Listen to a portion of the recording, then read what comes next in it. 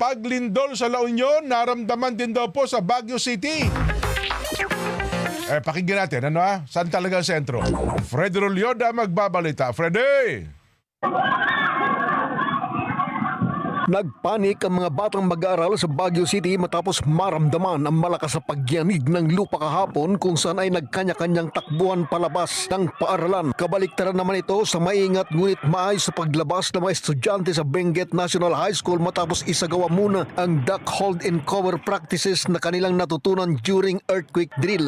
Samantala ay naisugod sa Baguio General Hospital and Medical Center ang nasa 100 mga estudyante matapos mahilo at mawalan ng malay dulot ng psychological effect. Ang karamihan ng yanigin ng intensity 5 na lindol ang kalungsuran. Ang ibang mga estudyante naman ay dinala sa maliwalas na lugar habang binibigyan ng first aid matapos mahilo dahil sa nervyos at pag-aalala sa kapaligiran sa kasagsagan ng lindol. Nasubok naman ang kahandaan ng mga mag-aaral at guro ng Crystal Cave Integrated School during earthquake kung saan ay kanilang ipinamalas ang tamang earthquake response protocol para sa ligtas na komunidad. Halos mapuno naman ang tao ang mga kalsada dahil sa pagdagsa ng maraming mga mag-aaral, guro at mga empleyado dahil sa pangambang magkakaroon pa ng mga kasunod na aftershock dulot ng lindol. Matatandaan, naranasan ng magnitude 4.4 na lindol sa Pugo, La Union, intensity 5 sa Baguio City at intensity 3 naman sa Aringay, La Union, Mountain Province at Sison, Pangasinan. Naisagawa din ang rapid disaster assessment sa mga gusali at establishmento sa pangunguna ng mga kinatawan ng Baguio LGU para tiyakin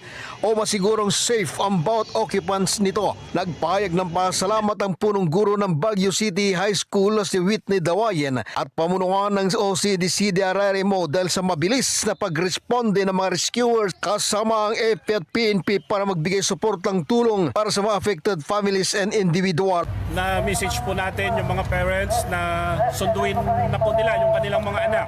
Okay. Yung mga nag-conform ng mga parents na pwede lang pauwiin yung mga kanilang mga anak, pinauwi na po namin. Pakarami po mga nahilo, mga estudyante. So nagpapasalamat din tayo na marami po mga volunteers. Nandito po yung mga Navy reservists. Dami rin po yung mga Philippine National Police na nag-ferry po sa mga nahilo mga estudyante.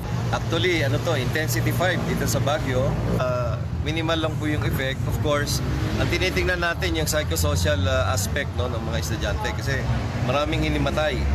And currently, ina-address naman po ito ng ating mga guro.